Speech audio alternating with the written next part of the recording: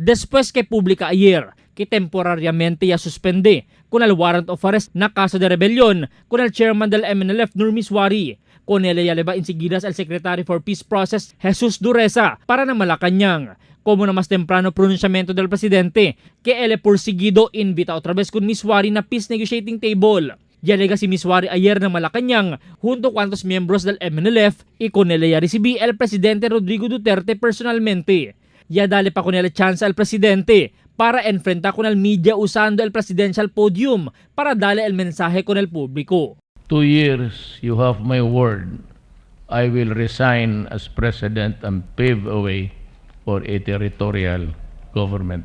To stay put in the mountains, were it not for his call, were it not for his invitation.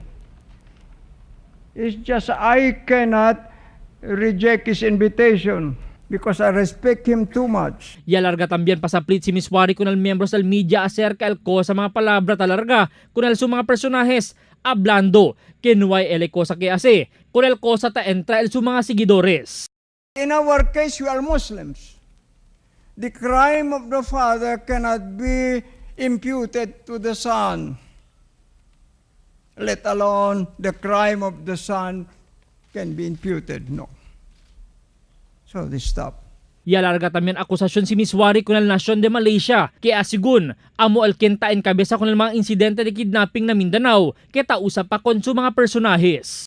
I was also saying that since Malaysia is the one who is involved in this kidnapping for ransom, probably one day I will drag the leaders into the International Criminal Court.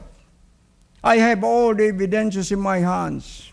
Por causa con este mga pasada hindi también ta puede sa pa el rápido del vivientes del ciudad kaya que la biktima del Zamboanga siege y hace pasa con este na social media. El antes barrio kapitan del Santa Catalina Aura Consejal Jimmy Villaflores y habla que triste sila con el notisya pero hindi asigun debe perde el di la esperanza que puede siempre pone adentro calabozo por fin con aquellos mga responsable na destrozo del miles mga vida y propiedad. Respeta kita de ese dismayado kita because as if no hay más otro quien puede ayudar na peace talks, it's only Miswari.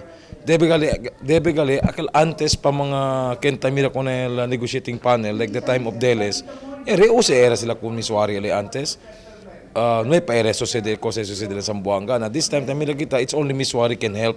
And so far as the Moro land is concerned, kuneli kita nisisita.